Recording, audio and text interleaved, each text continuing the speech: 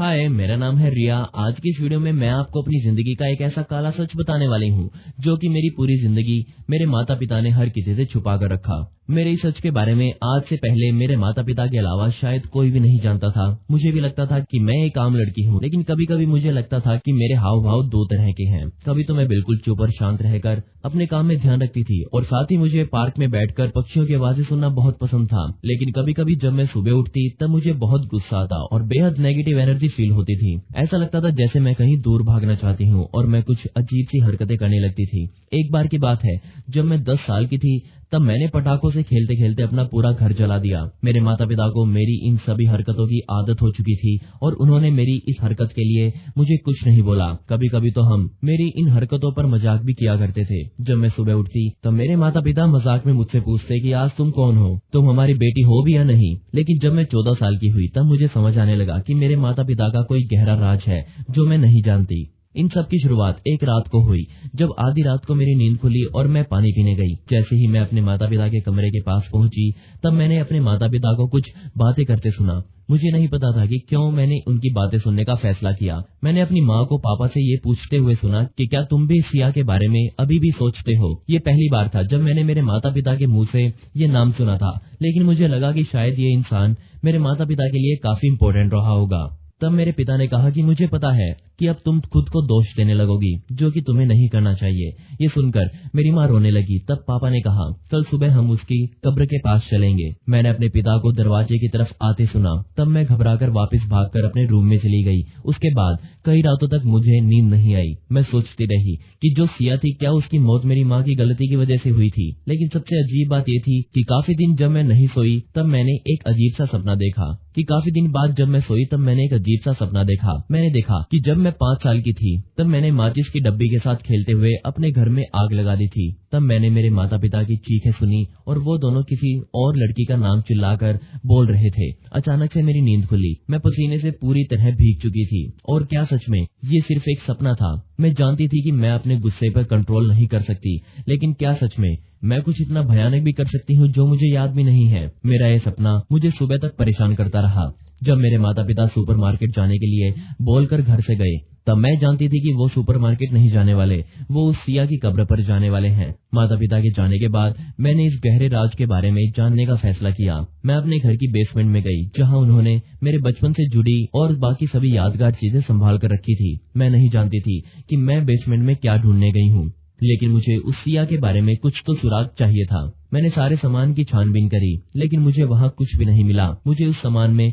कुछ पुराने डॉक्यूमेंट्स, मेरे पुराने खिलौने और क्रिसमस के कुछ लेटर्स मिले, लेकिन कुछ काम की चीज नहीं मिली। लेकिन जब मैं वापस जाने लगी तभी मुझे एक छोटा सा डब्बा दिखाई दिया। उस छोटे से डब्बे पर एक लेबल चिपका था। जैसे ही मैंने लेबल पढ़ा मेरा दिल उस लेबल पर ही थम गया। उस लेबल पर लिखा था बेबी सिस्टर्स, लेकिन मेरी तो कोई छोटी बहन थी ही नहीं और न ही कोई भाई था। मैंने वो डब्बा खोला। उसमें मुझे एक जैसी 2 जोड़ी जुराबें और 2 पैसिफर्स मिले, जिनमें से एक खराब हो चुका था। वो तो मेरा था, लेकिन दूसरा बिल्कुल नया था, जैसे उसे किसी ने कभी इस्तेमाल ही ना किया हो। ये सब देखकर मैं सोच में पड़ गई, क्या मेरी कोई छोटी बहन भी है और आखिर मेरे माता पिता ने उसके साथ क्या किया होगा?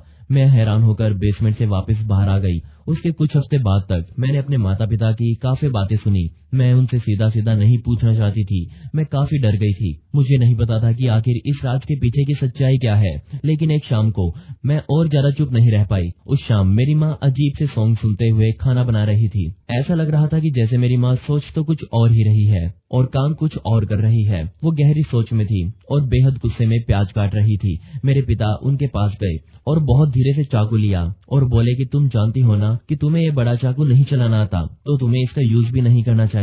ये सुनकर मेरी माँ बहुत अजीब तरीके से हंसने लगी। मुझे ये सब देखकर बहुत अजीब सा लग रहा था। मेरा दिल तेज तेज धड़कने लगा।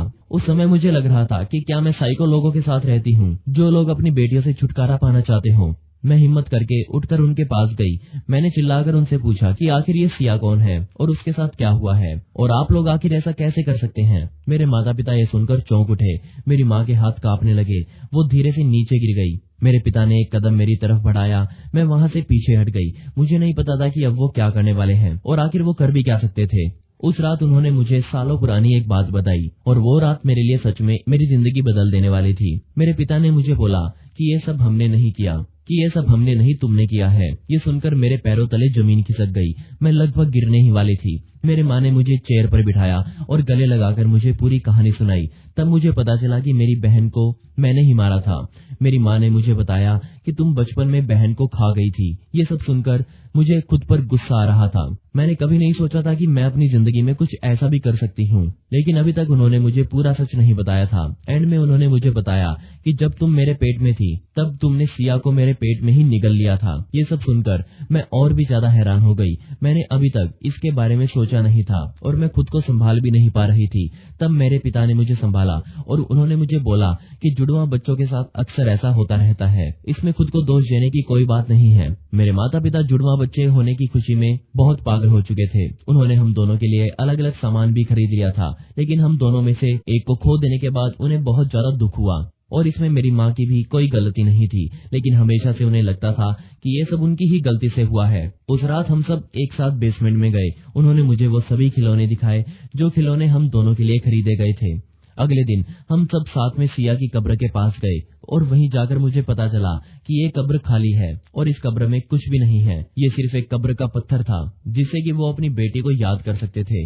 जी हाँ, उस बेटी को जिसे उन्होंने कभी देखा तक नहीं था। लेकिन हमारे लिए ये सिर्फ एक पत्थर नहीं था। उस दिन मुझे सिर्फ एक बात की शांति मिली कि आखिर कम से कम मैं अपना सच तो जान गई थी। मेरे माता पिता वास्तव में बहुत अच्छे लोग हैं और वो मेरा बहुत ज्यादा ध्यान रखते हैं। उस दिन मुझे पता चला कि मेरे अंदर दो अलग अलग आत्माएं हैं, जिससे कि मैं अपनी बहन के साथ अपना शरीर शेयर कर रही हूँ। काश मैंने हिम्मत करके ये बात उनसे पूछ ली होती और शायद मैं ये सच पहले ही जान चुकी होती। एक परिवार के बीच में कोई भी सीक्रेट्स नहीं होने चाहिए और अब हमारे परिवार में कोई भी सीक्रेट्स नहीं है और अब हम सभी परिवार का बॉन्ड बहुत ज्यादा अच्छा बन चुका है। आखिर सच्चाई अंत में सामने आ ही जाती है, इसलिए अपने परिवार से कुछ भी नहीं छुपाना चाहिए। आप लोगों को मेरी ये कहानी कैसी लगी कमेंट्स में मुझे